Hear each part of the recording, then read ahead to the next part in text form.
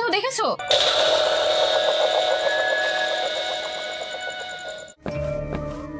কাজল আয়, কার সাথে খেলছিস? কি হলো বল?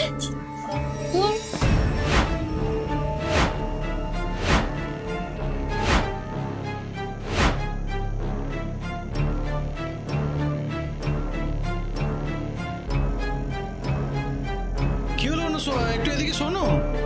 হ্যাঁ আসছি।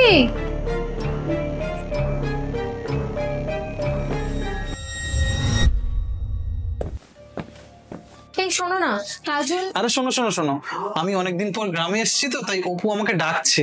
আমি ভাবছি ওদের বাড়িতেই আজকে রাতটা কাটিয়ে আসবো। তোমরা সাবধানে থেকো, আমি তাহলে আসি। হ্যাঁ ও আচ্ছা, তুমি যাবে? ঠিক আছে যাও তাহলে, তাড়াতাড়ি ফিরো কিন্তু।